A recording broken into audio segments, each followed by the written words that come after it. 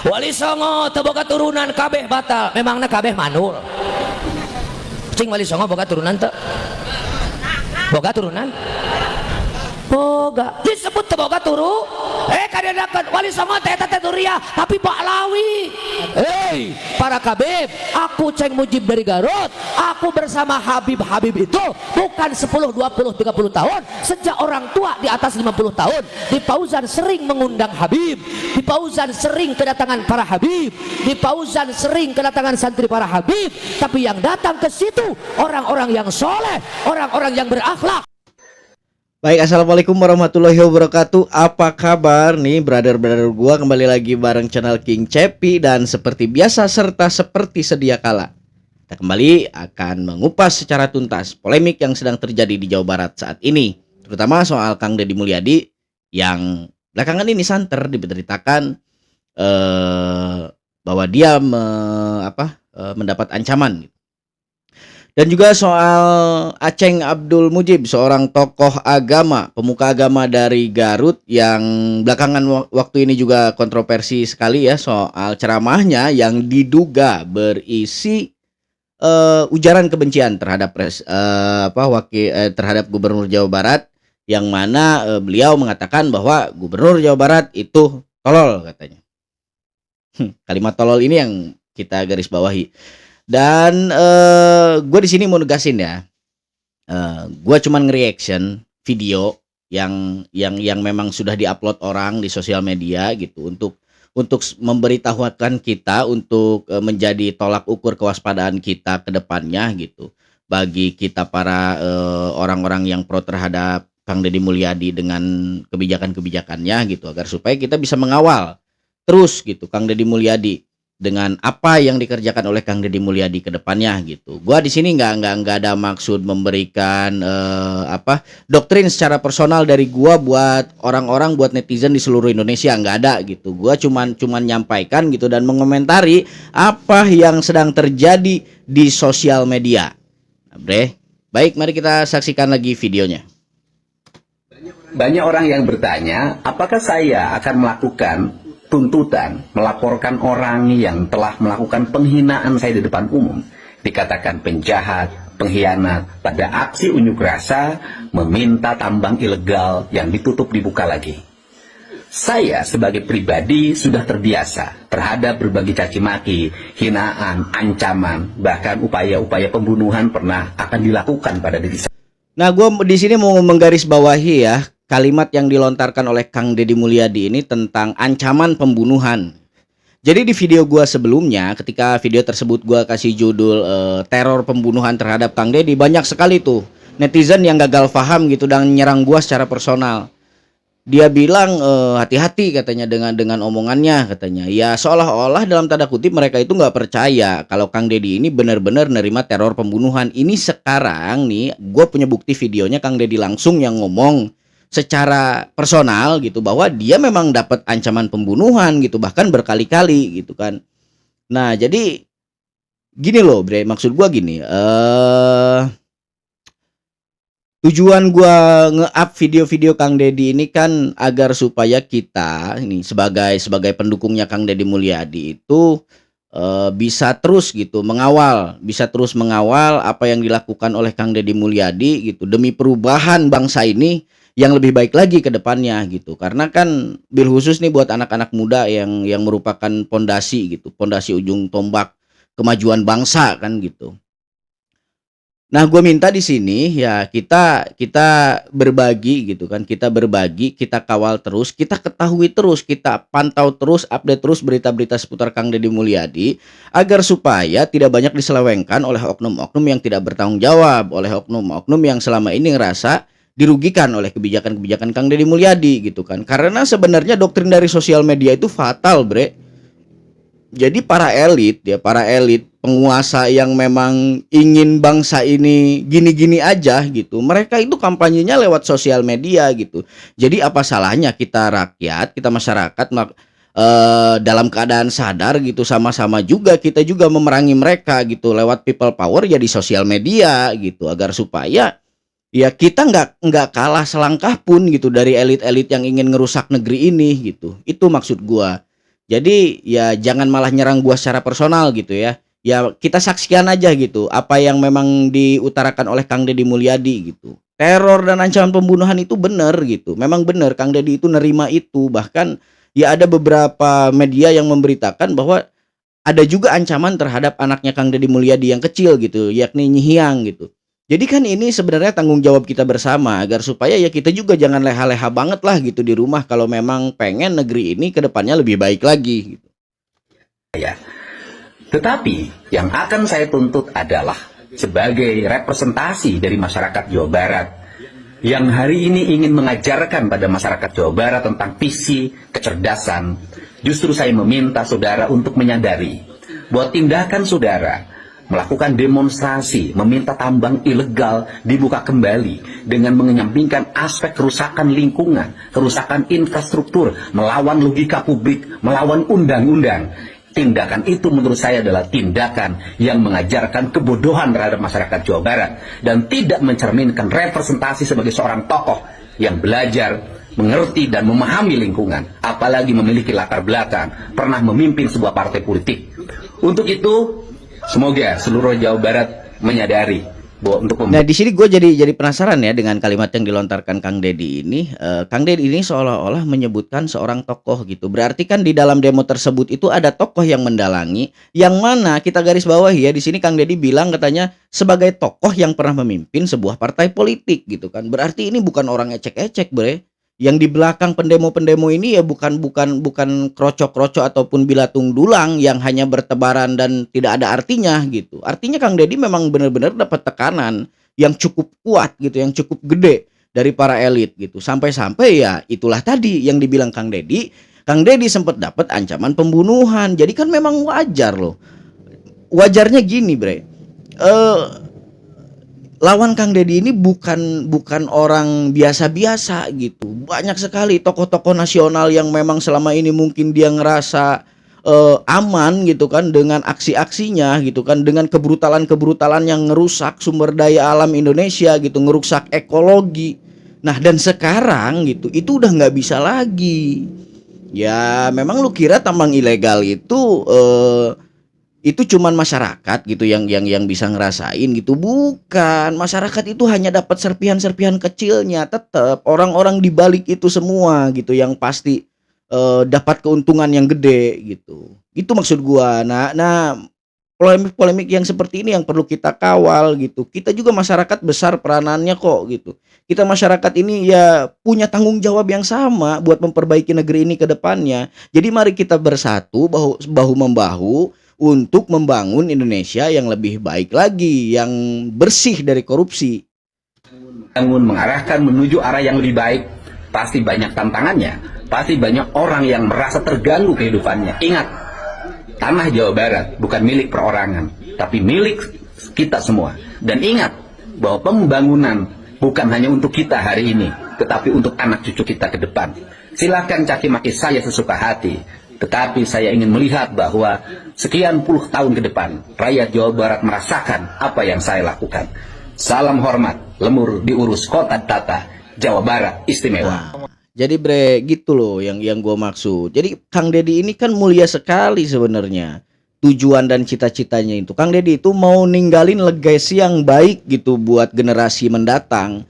Buat generasi yang akan datang agar supaya ya anak cucu kita juga masih bisa ngerasain gitu kekayaan alam Indonesia. Bukan hanya segelintir orang saja yang bisa menikmati gitu kan.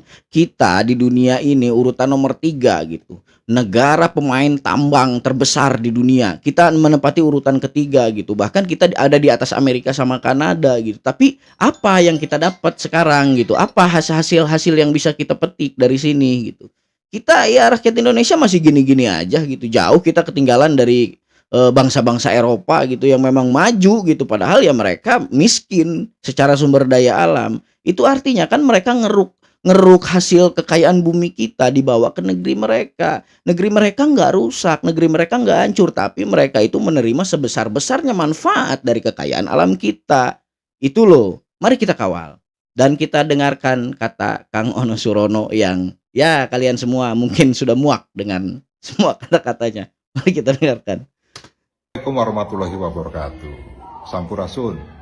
Jadi saya tertarik dengan statementnya Gubernur Jawa Barat Kang Deddy Mulyadi terkait dengan pondok pesantren atau yayasan yang pernah mendapatkan bantuan sampai 50 miliar. Atau bahkan misalnya di konten lainnya ada seorang ibu-ibu mungkin dari Pemprov Jawa Barat yang menyampaikan bahwa hibah itu bisa mencapai 3 triliun. Jadi saya tertarik lah untuk mendalami ini, dan kebetulan DPRD sedang melaksanakan pembahasan tentang laporan keterangan pertanggungjawaban Gubernur Jawa Barat 2024 melalui panitia khusus. Nah, sehingga mudah-mudahan ini bisa diketahui secara mendalam lah, benar tidak sih ada hibah sebesar itu. Karena kalau saya cek ya, saya pernah mendapatkan laporan rekapitulasi hibah untuk yayasan pendidikan di Jawa Barat 2021 itu 81 miliar, yang tertinggi misalnya hanya 2 miliar saja. Lalu ada 1 miliar kepada SMK dan ada kepada pesantren. Di tahun 2022 jumlah hibahnya itu 127 miliar. Ada untuk SMK 1 miliar, ada untuk yayasan 1,3 miliar. Yang tertinggi malahan untuk perguruan tinggi negeri di Bogor sana bisa mencapai 23 miliar lebih ini. Lalu di tahun 2023 jumlahnya 214,9 miliar. Yang tertinggi 2,3 miliar ke yayasan. Lalu ada 2 miliar ke yayasan juga, ada 850 juta ke yayasan juga. Lalu di 2024 jumlah hibahnya 281 miliar. Yang tertinggi hanya 2 miliar kepada SMK. Ada 2 SMK lah. Jadi intinya gini bre, di video ini nih Kang Ono ini ngerasa bahwa dia itu nggak percaya sebenarnya dengan data-data aliran dana hibah yang dikemukakan oleh Kang Deddy Mulyadi. Yang kata Kang Deddy itu ada yang 45 miliar yang memang diduga juga itu masuk ke yayasan milik mantan wakil gubernur Jawa Barat sebelumnya gitu kan, di Yayasan Al-Ruzan. Nah, dan juga banyak-banyak dari situ angka-angka yang besar juga gitu kan yang dikemukakan oleh Kang Deddy ini gitu kan. Nah, Kang Ono ini nggak percaya. Kang Ono nggak percaya soal besaran dana yang dikemukakan oleh Kang Deddy karena dia merasa bahwa dia memiliki data yang dia punya itu nggak sebesar itu katanya. Jadi sebenarnya yang gagal paham ini Kang Ono di sini bre. Kenapa? Nah, jadi kan Kang Ono selaku anggota dewan provinsi pada saat itu gitu, berarti kan dia selama ini juga dikibulin sama pemerintah eksekutif yang menjabat pada saat itu gitu. Pada saat ya dana hibah itu jor-joran gitu mengalir ke daerah-daerah di Jawa Barat gitu kan. Berarti ya Kang Ono ini juga sebenarnya nggak tahu gitu secara detail berapa besaran itu gitu, berapa besaran dana hibah yang ngalir ke daerah-daerah di Jawa Barat itu gitu. Jadi dia nggak malah curiga dengan pemerintahan sebelumnya gitu. Dia lebih baik malah nyalahin Kang Deddy yang sekarang gitu. Yang jelas-jelas ya Kang Deddy pasti yang punya data lebih konkret gitu kan, warisan dari kepemimpinan gubernur sebelumnya gitu. Kang Ono tapi nggak malah nyerang Kang Deddy gitu di sini. Dalam tanda kutip dia nyalahin Kang Deddy bahwa intinya dia bilang bahwa data yang disebutkan oleh Kang Deddy itu ya kurang tepat gitu. Padahal ya sebenarnya dia yang selama ini juga pemerintah Provinsi Jawa Barat di periode sebelumnya itu berarti nggak transparan dong terhadap DPR selama ini kan. Buktinya ya data yang dibilang sama Kang Ono Surono hanya sekian gitu, sementara data yang dipegang oleh Kang Deddy Mulyadi itu sekian gitu kan. Sangat jauh sekali gitu kontras perbedaannya. Jumlah besarannya itu gitu kan. Harusnya Kang Ono juga ya menyelidiki lah gitu, menyelidiki ke belakang gitu. Bener enggak data yang keluar itu segitu gitu, bukan malah nyalahin yang sekarang ngeluarin data gitu ya. Kang Deddy juga kan mungkin ya dasarnya kuat. Kang Deddy menyebutkan data-data itu ya Kang Deddy benar-benar punya landasan yang tepat gitu kan dengan data yang diwariskan oleh gubernur sebelumnya gitu. Jadi ya memang Kang Ono cari simpel lah di sini intinya. Ya tinggal nyalahin orang udah beres mungkin ya gitu maksud dia. Jadi juga mau cuci tangan sih menurut gua. Penerima terbesarnya. Nah, sehingga ya sekali lagi saya tertarik nih kalau ada misalnya yayasan yang bisa mendapatkan bantuan sampai puluhan miliar. Lalu data yang saya terima berarti nggak bener dong. Iya, Apabila- bukan nggak bener. Jadi intinya Kang Ono ini dibohongin oleh pemerintah eksekutif sebelumnya. Gitu loh Kang Ono, gitu. Jadi jangan malah nyalahin orang, data lu yang dibenerin, gitu. Balik si Ono ai. Dah. Ada yayasan yang pernah mendapatkan 50 miliar. Nah, sehingga kepada Sekda, Pak Herman, kepada Bu Nanin, ya, bagian keuangan, dan juga mungkin nanti kita akan tanyakan juga ke Biro Kesra, ya, seperti apa sih?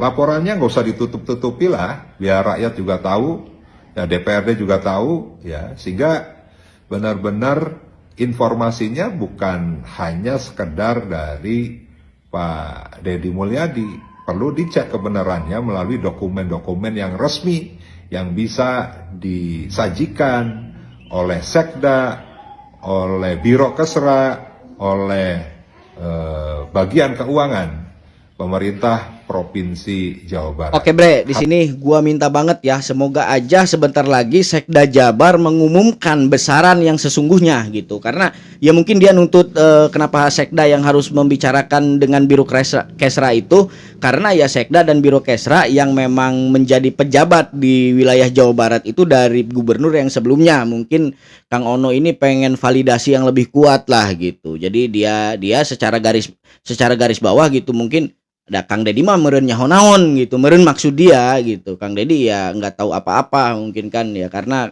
Kang Deddy ngejabatnya baru sekarang gitu. Jadi intinya dia nggak percaya sama omongan Kang Deddy gitu. Dia lebih pengen dengar penjelasan dari Sekda sama Biro Kesra katanya gitu. Ya kita semoga sajalah gitu, sebentar lagi Biro Kesra dan juga Sekda mengumumkan secara detail gitu kepada Kang Ono dan memberitahu Kang Ono secara langsung tentang besaran dana hibah yang selama ini aur-auran nggak karuan gitu, nggak jelas tak kemana ininya. Kadang jengkel Bang Ono. Atur nuhun. Tapi pertanyaan dari fraksi Partai Demokrasi Indonesia Perjuangan mengenai utang atau tunggakan BPJS Kesehatan kepada kabupaten kota di Jawa Barat, dapat saya jelaskan bahwa penundaan kontribusi terhadap pembiayaan pelayanan kesehatan bagi pekerja bukan penerima upah atau PBPU dan bukan pekerja merupakan komitmen pemerintah provinsi dalam mendukung universal health coverage. Nah ini nih yang sempat jadi polemik kemarin nih, yang Pak Sekda dapat sindiran keras gitu dari Wakil Gubernur Jawa Barat gitu. Kata Wakil Gubernur Jawa Barat itu ya Pak Sekda yang harus bisa ngejelasin kepada masyarakat gitu, kepada DPR tentang bagaimana gitu ceritanya perjalanannya sehingga BPJS Provinsi Jawa Barat itu bisa nunggak sebesar 300 sekian miliar gitu. Nah sekarang ini Pak Sekda menjelaskan lah gitu kepada masyarakat dan juga anggota DPR Provinsi Jawa Barat tentang perjalanannya gitu, historinya, sehingga mungkin seperti itu ya. Kita dengarkan saja.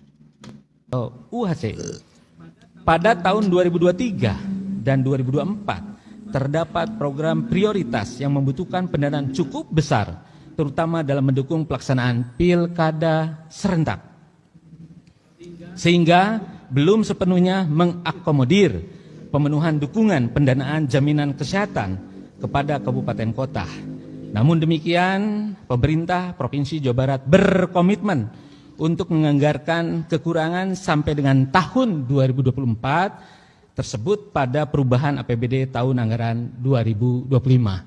Dapat kami laporkan secara teknis, tunggakan BPJS untuk kabupaten kota setelah kami rekapitulasi kumulatifnya di angka 330 miliar rupiah untuk 2 tahun. Tahun anggaran 2023 80 miliar rupiah lebih, tahun anggaran 2024 sebesar 250 miliar lebih.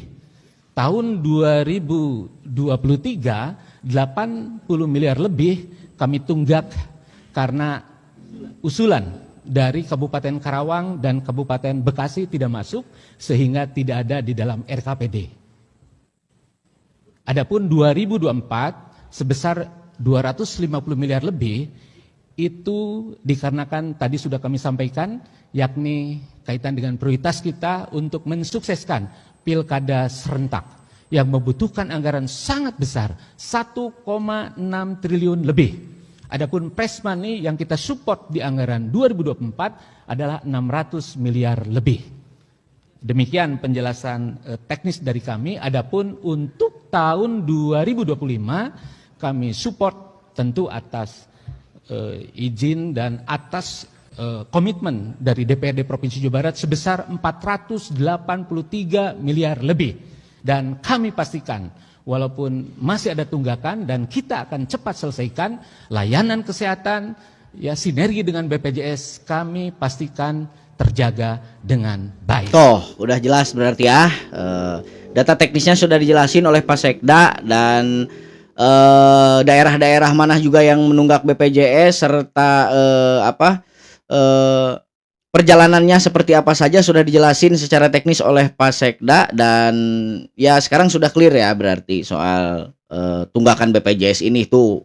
Kang Ono dengerin nih, biar Kang Ono nggak blunder lagi nanti ke depannya gitu, yang ujung-ujungnya nyalahin gubernur lagi gitu. Nah ini sudah ada gitu, sudah ada penjelasan setelah rekapitulasi yang dilakukan oleh anggota dewan serta wakil gubernur pada saat itu di rapat paripurna gitu. Nah sekarang Pak Sekda sudah benar-benar menjelasin secara gamblang gitu dan daerah-daerah mana saja yang memang bermasalah di tunggakan BPJS itu gitu, serta ada kendala apa saja waktu itu yang dijelasin tadi sama Pak Sekda soal pilkada serentak katanya yang memang memakan biaya yang cukup besar gitu, yang mungkin separuh biaya tersebut itu diambil dari uang yang tadinya peruntukannya untuk setor BPJS dari daerah gitu, dari provinsi gitu kan. Nah sekarang sudah jelas. Kang Ono awas hati-hati jangan blunder lagi nih, udah dijelasin sama Pak Sekda. Salus populi suprema lex esto, kepentingan rakyat di atas segalanya. Saya itu menjelaskan tentang anggaran Jawa Barat itu kan penduduknya 50 juta lebih. Anggarannya 29 triliun, ya kan? Saya cerita Gubernur Kaltim juga yang pertama, Gubernur Kaltim anggarannya 20 triliun. Penduduknya berapa? Kata Gubernur Kaltim penduduknya 2 juta kalau nggak salah. Itu 2 juta. Nah, saya bilang itu 1 juta dikasih 5 juta aja bisa dikasih dibagi uang kan gitu loh. Nah kemudian di DKI penduduknya berapa? Di bawah 10 juta. Kemudian berapa anggarannya? 90 triliun gitu kan. Saya kan ngomongnya andai kata saya gubernur gitu saya bagiin tuh 10 juta per kakak gitu loh. Kan masalahnya apa? Ada kritikan dari DKI Ya nggak Jakarta apa-apa, untuk terima kasih. hitung-hitungannya, Kan Pak. setiap orang boleh dikritik. Jadi soal APBD yang kemarin sempet rame juga ya di Jawa Barat nih, di Jawa Barat, di DKI gitu kan, soal pemerintah provinsi DKI Jakarta yang baper nih, kesinggung ya soal statement Kang Deddy yang katanya jadi kan jumlah populasi warga Jakarta ini kan 10 juta ya. Kalaupun ada 2 juta kepala keluarga dengan APBD DKI Jakarta yang besarannya mencapai 90 triliun katanya kan, ya Kang Deddy mampu gitu ngebagi per kepala keluarga itu 10 juta per bulan gitu. Kalaupun ada 2 juta kepala keluarga berarti baru 20 triliun gitu, masih banyak banget sisanya gitu maksud Kang Deddy. Ya ini nih sebenarnya obrolan-obrolan santai saja gitu, obrolan-obrolan apa ya? Jadi bercanda lah gitu, intermezzo, menghangatkan suasana obrolan pada saat itu. Tapi ya Gubernur DKI Jakarta keburu kebakaran jenggot gitu yang pernah berucap bahwa katanya jangan ikut campur soal urusan manajemen di DKI Jakarta katanya. Nah ini penjelasan Kang Deddy gitu. Ternyata statement Kang Deddy waktu itu berbuntut panjang bre gitu. Jadi sampai sekarang pihak pemerintah DKI Jakarta itu ya masih ngedumal gitu, masih geremet di hatinya gitu soal ya mungkin kedengaran sama warga DKI Jakarta, gila ternyata bisa juga ya gitu kan, pemerintah provinsi DKI itu menggaji rakyatnya gitu per kepala keluarga 10 juta ya, wah bisa sejahtera mungkin kan warga DKI Jakarta ini mungkin kan Nah, teruslah berangan-angan mungkin warga DKI ini, andai saja katanya kan Pak Deddy Mulyadi yang jadi gubernur di DKI, mungkin ya mereka sudah bisa merasakan kesejahteraan itu seperti apa yang dibilang oleh Kang Deddy Mulyadi. Jadi mereka itu takut kalah popularitas, takut kalah elektabilitas gitu. Ya sorry aja ya buat pemerintah Provinsi DKI Jakarta gitu ya. Ini hanya sekedar intermezzo, mungkin Kang Deddy ini hanya apa ya, hanya bercanda gitu. Obrolan pada saat itu ya itu juga bukan memang di forum resmi, cuman obrolan santai gitu. Masa jadi politisi nggak boleh dikritik? Ya terima kasih. Kritik itu kan bagian untuk menyempurnakan dari seluruh apa yang kita lakukan. Kalau nggak dikritik, kita tidak akan pernah ada kemajuan. Respect Kang Deddy. Selamat siang, kami dari Ganas Jawa Barat, Gerakan Pemuda Mahasiswa Nasional Jawa Barat, ini mendatangi KPK untuk bagaimana kemudian KPK bisa bertindak tegas terhadap indikasi korupsi yang ada di zaman Ridwan Kamil dan Uu Ruzanul Ulum sebagai gubernur dan mantan gubernur sebelumnya. Yang memang pada saat ini kami melayangkan 5 tuntutan, yaitu yang pertama audit forensik organisasi perangkat daerah secara keseluruhan. Karena memang dari tahun 2017 sampai akhir periode itu banyak sekali ditemukan indikasi korupsi daripada dinas-dinas. Kemudian yang kedua, kami menuntut proses hukum yang memang pihaknya ini adalah yang pertama itu ada Birokesra, perjalanan dinas luar negeri, English. Nah, jadi gini Bre ya.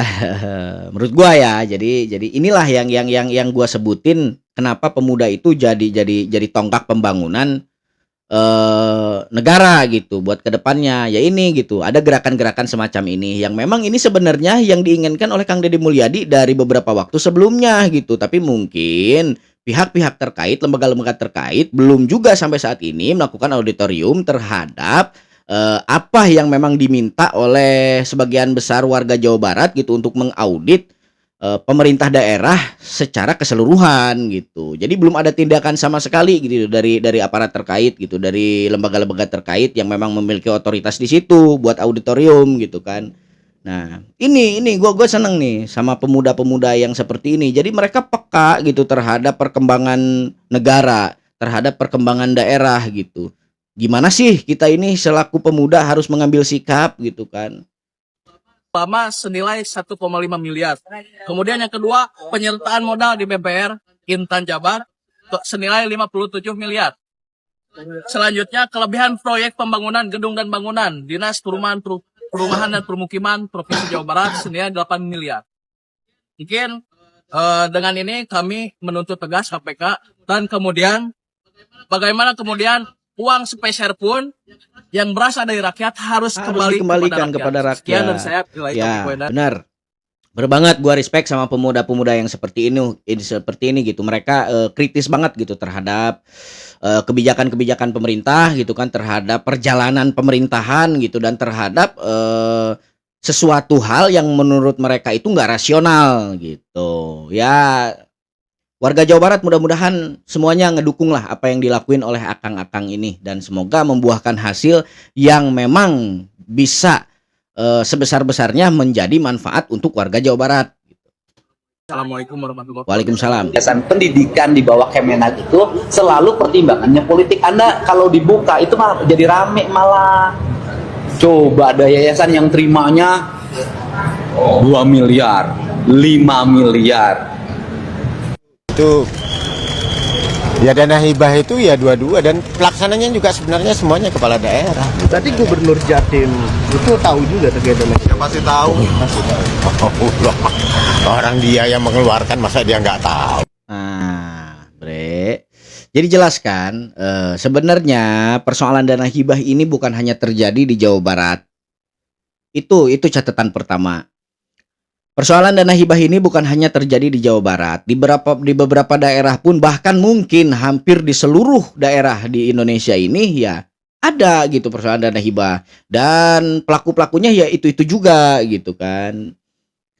Nah, ini yang coba mau diberantas oleh Kang Deddy Mulyadi, yang ingin coba diperbaiki oleh Kang Deddy Mulyadi, ditata sedemikian ulang gitu agar supaya keuangan daerah itu tertib, tidak acak-acakan, tidak hanya segelintir orang gitu yang merasakan manfaatnya. Itu loh yang dimaksud gitu. Jadi tolonglah gitu kepada tokoh-tokoh politik nasional agar supaya lebih mementingkan rakyat gitu daripada ambisi politik mereka masing-masing gitu. Karena ya ujung-ujungnya rakyat juga gitu kan yang susah. Ujung-ujungnya ya rakyat juga yang harus tanggung jawab terhadap kerusakan yang sudah terjadi di negeri ini gitu. Sekarang soal hutang, soal penggelapan dana gitu. Ya rakyat yang rugi gitu. Itu tuh uang rakyat. Kalian itu harus bisa ngejalanin memanajemen uang rakyat dengan sebaik-baiknya, dengan setepat mungkin agar supaya tidak hanya segelintir orang yang punya akses politik saja yang bisa merasakan manfaatnya gitu. Itu loh yang coba ditegasin oleh Kang Deddy Mulyadi. Banyak sekali pesantren-pesantren kecil yang memang secara fisik itu sangat layak menerima dana hibah gitu, tapi mereka nggak dapet. Bahkan malah ada gitu pesantren yang udah mewah, yang udah besar skalanya gitu kan, santrinya udah banyak gitu, tapi tiap tahun terus nerima dana hibah dengan jumlah besaran yang nggak kecil gitu menurut gua. Ya itu kan nggak adil artinya gitu. Hanya segelintir orang yang punya akses politik saja yang bisa menikmati dana hibah gitu. Baik bre, sampai di sini dulu videonya kali ini dari gua. Semoga ada manfaatnya dan semoga ada hikmah yang bisa kita ambil dari kejadian-kejadian yang sudah terjadi di negeri ini gitu. Dan semoga saja Tuhan selalu menganugerahkan pemimpin-pemimpin yang arif dan bijaksana serta memimpin rakyat Indonesia ini dengan hati dan perasaan gitu. Agar supaya ya kita bisa merasakan sebaik-baik manfaat dari negara yang akan dirasakan oleh rakyat Indonesia. Gua King Cepi pamit undur diri, sampai jumpa di video-video selanjutnya. Bye-bye.